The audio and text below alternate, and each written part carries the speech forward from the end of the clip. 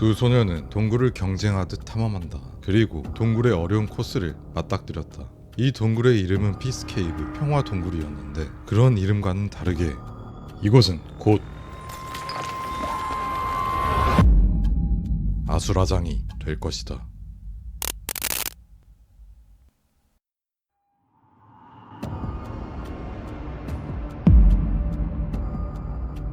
(1999년 12월 27일) 미국 플로리다주 파스코 카운티의 샌 안토니오 보이스 빌리지라고 불리는 이곳은 청소년들을 위한 보육시설이다. 가출했거나 오갈 데 없는 청소년들을 위해 24시간 운영되어 그들을 보호하는 시설이다. 이곳에서 마이클과 핸더슨이 포함된 8명의 친구들은 오늘도 무슨 일을 하며 놀지 궁리 중이다. 고민 끝에 이들은 어떤 것을 할지 정했다. 바로 낚시다. 보이스 빌리지 보육시설에는 성인인 상담사들이 소년들을 관리한다. 이들은 보육시설 밖 야외 활동을 적극적으로 권장했다. 놀기 좋아하는 아이들을 보육시설에만 제한하는 것은 또 다른 학대가 될 수 있었다. 낚시, 숲 트레킹, 탐험 등 여러가지 활동을 하며 친구들과 우정을 쌓고 상담사들도 바람을 쐴 겸 그들을 관리하고 친해질 기회를 가졌다. 8명의 소년들과 2명의 상담사는 낚시를 하러 준비를 하려는데 쌀쌀한 날씨가 그들의 어깨를 움츠리게 만들었다. 낚시는 물 근처에 가만히 앉아 있어야 하기 때문에 추운 날씨에는 체온 보호를 잘 해야 한다. 특히 지금은 낮인데도 쌀쌀한데 저녁에는 더욱 추워질 것이기 때문에 오늘은 낚시를 하지 않는 것이 좋아 보였다. 그러자 소년들은 실망을 하지 않고 오히려 좋아한다. 왜냐하면 낚시 대신 소년들이 가장 좋아하는 그 야외 활동을 하러 가자고 했기 때문이다. 낚시 대신 가기로 한 것은 바로 동굴이었다.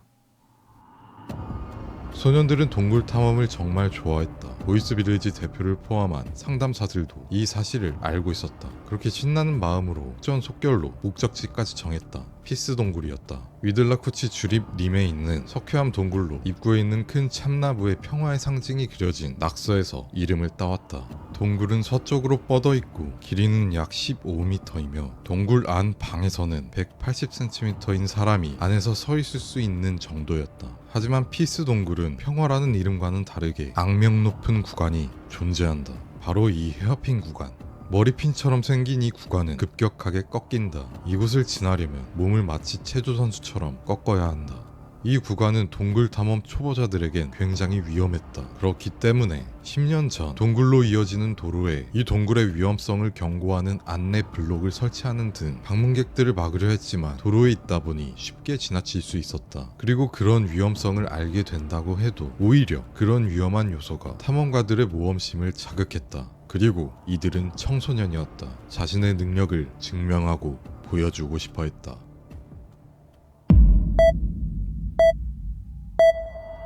그렇게 마이클과 핸더슨을 포함한 소년 6명과 그리고 상담사 2명, 총 10명은 피스 동굴의 입구 앞에 도착했다. 소년들은 동굴 탐험을 앞두고 설레는 표정을 하고 피스 동굴의 내부로 들어가려 하는데 이 2명의 성인 상담사들은 그들에게 잘 다녀오라고 손짓한다. 상담사들은 이 동굴 안을 들어가지 않기로 결정한 것이다. 동굴 안의 통로가 성인이 들어가기엔 좁다고 생각을 했다. 그래서 상담사 둘은 입구에서 기다리기로 하고 8명의 소년들만이 그 안으로 들어갔다. 8명의 소년들이 안쪽으로 들어가는 동안 입구 안쪽에 있던 상담사들은 마치 캠핑장처럼 모닥불을 피웠다. 날씨가 쌀쌀했기 때문에 동굴 안도 온도가 낮았다. 입구 근처는 약 22도였지만 안쪽으로 들어갈수록 온도가 떨어지는 구조였다. 상담사들은 자기들만 생각해 모닥불을 피운 것은 아니었다. 소년들이 입구 근처까지 왔을 때 혹시 추워할 수도 있으니 그것을 신경 써준 것이다. 그런데 모닥불을 피운 행동은 그렇게 썩 좋지 않은 행동이었다. 밀폐된 공간에 연기가 가득 차 호흡기 문제를 일으키는 것 등 많은 문제들 때문에 동굴 탐험 전문가들은 동굴 내에서 불을 피우는 것을 매우 위험한 행위로 간주한다. 소년들은 좁은 길을 통해 들어간다. 그리고 이들에게 안전 장비란 없었다. 왜냐하면 놀러 왔기 때문이다. 헬멧이나 로프는 이들에게 걸리적거리기만 하기 때문에 가져오지 않았다. 장비는 손전등 단 하나였다. 안쪽에 8명의 소년 중 선두로 가며 리드한 것은 15세의 마이클과 16세 핸더슨 두 사람이었다. 동굴 안은 조용했다. 소년들은 기어다녔고 몸을 비틀어가며 좁은 곳을 통과해 갔다. 무릎이 쓸리고 온 몸에 흙이 묻지만 소년들은 즐거웠다. 탐험이 시작된 지 1시간 후 소년들은 드디어 그곳을 앞두고 있다. 헤어핀 구간을 본격적으로 진입하기 전 숨을 돌릴 수 있는 방이 있었기 때문에 소년들은 이곳에서 잠시 멈추고 숨을 고르고 있었다. 헤어핀 구간은 단 한 사람만이 기어서 겨우 통과할 수 있기 때문에 한 명씩 가기로 한다. 제일 먼저 진입할 사람은 선두에 서서 이끌었던 마이클이 첫 번째로, 두 번째는 핸더슨이 가기로 한다.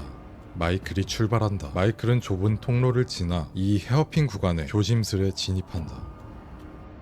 허리를 최대한 꺾어 이 구간을 지난다.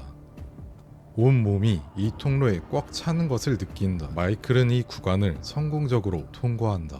그리고 급격하게 꺾여 다시 일자로 안정적인 구간이 나온다. 이곳은 바닥이 고르지 않았고 석회암과 바위 잔해가 흩어져 있었다. 마이클이 성공적으로 지난 것을 확인하자 다음으로 핸더슨이 좁은 통로로 진입하고 헤어핀 구간에 도착한다. 몸을 비틀어 통로를 지나려 한다. 핸더슨도 몸이 통로에 꽉 차는 것을 느낀다. 그런데 마이클과는 다르게 그 정도가 심하다. 꽉 차는 것을 넘어 움직이지도 못할 것 같은 느낌이 났다. 핸더슨은 마이클보다 체격이 컸다. 더 앞으로 갔다가는 잘못될 수도 있다는 생각이 들기는 하지만 핸더슨은 포기하지 않는다. 마이클도 했는데 나도 할 수 있을 것이라는 승부욕이 있었다. 그리고 급격한 커브를 지나기 위해 허리를 더욱 꺾는 그 순간 움직여지지 않는다. 팔, 다리, 온 힘을 써보지만 꼼짝도 하지 않는다. 핸더슨은 이곳에 갇힌다. 핸더슨에게 큰일이 났다는 것을 인지한 마이클은 핸더슨을 돕기 위해 다시 헤어핀 구간을 들어간다. 핸더슨은 몸을 이리저리 당겨보고 밀어본다. 이 와중에 통로는 좁고 날카로운 석회암들이 몸을 긁는다. 마이클이 힘을 써보지만 꿈쩍도 하지 않았고 좁은 공간에서의 격렬한 움직임은 그들의 에너지를 더욱 빨리 소진시켰다. 이러한 과정에서 핸더슨은 몸이 뒤틀리기까지 했다. 부자연스러운 자세로 끼어버렸다. 조그마한 움직임에도 그의 갈비뼈와 엉덩이에 엄청난 통증을 느꼈다. 팔다리의 위치도 힘을 제대로 주기엔 어려운 상태였다. 이곳에 끼어버린 것도 최악이지만 아직 더 최악인 게 남았다. 동굴의 온도가 낮았다. 격렬한 움직임에도 불구하고 이들의 체온은 점점 내려간다. 그러더니 핸더슨을 구하기 위해 힘을 쓰던 마이클의 시야가 점점 흐릿해진다. 그리고 그 순간 마이클은 그대로 쓰러진다.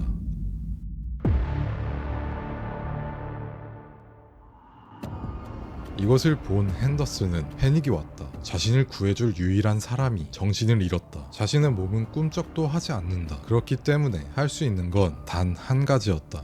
있는 힘껏 소리를 질렀다. 절규하듯 내지르는 소리는 동굴 전체를 울려 퍼지게 했다. 뒤에서 대기하고 있던 8명의 소년들도 뭔가 큰일이 났다는 것을 인지하고 두려움을 느낀다. 안쪽의 공기에 독성이 있는 것으로 착각한 소년도 있었고 불이 난 줄 착각한 소년도 있었다.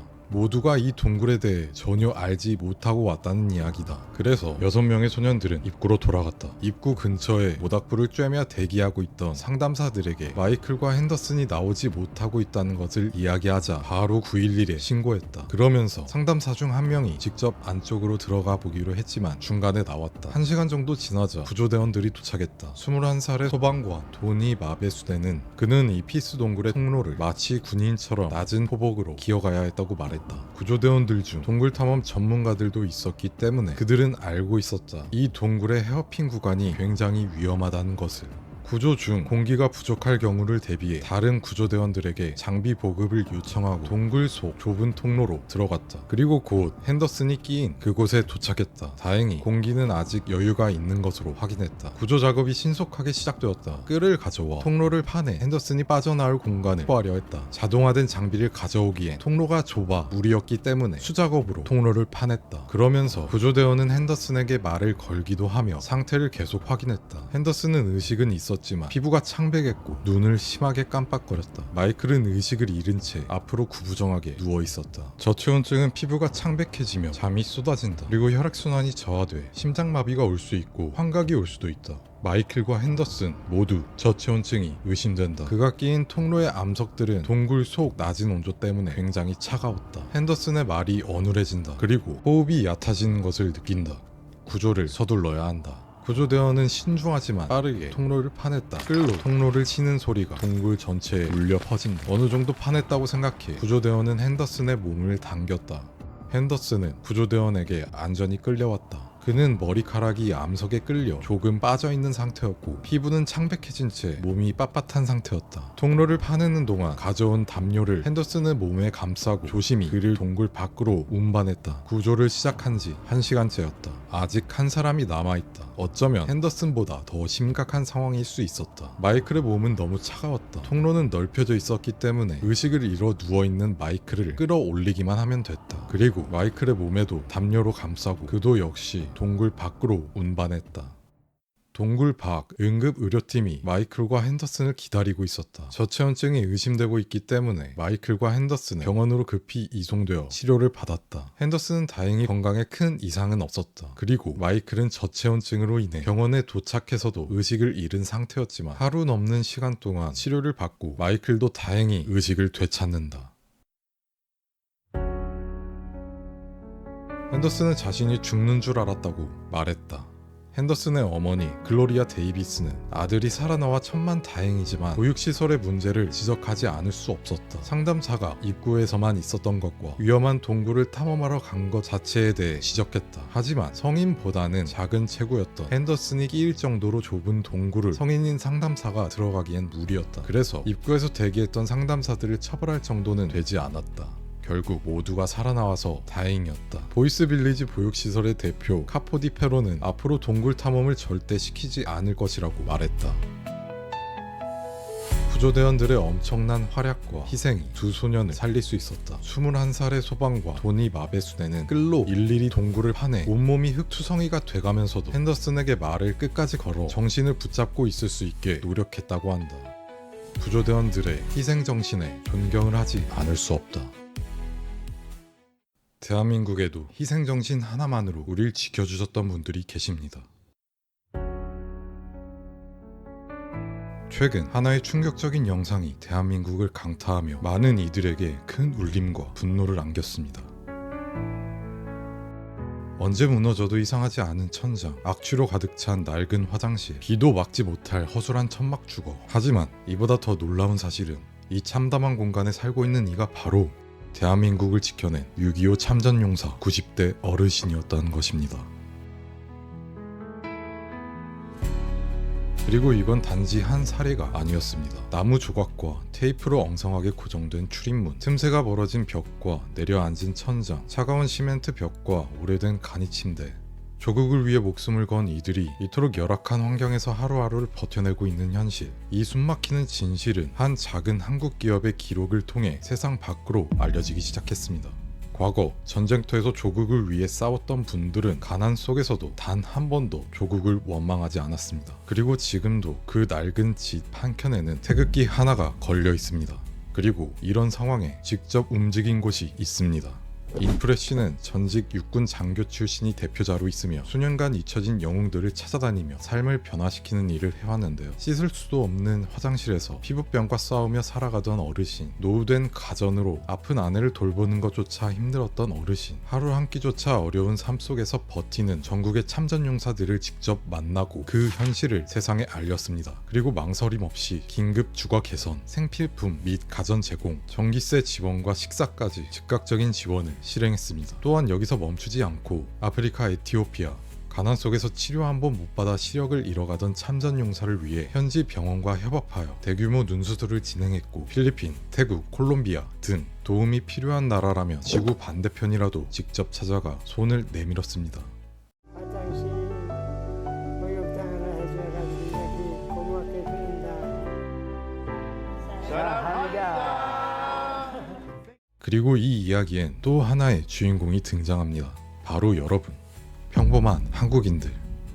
인프레 씨는 기억이라는 키워드로 만든 티셔츠를 통해 6.25 참전용사들의 희생 정신을 알리고 있습니다. 이 티셔츠는 단순한 상품이 아닙니다. 판매 수익의 일부는 지금도 생활고에 시달리는 참전용사분들께 직접 후원되며 참여한 당신의 이름으로 그 마음이 전달됩니다.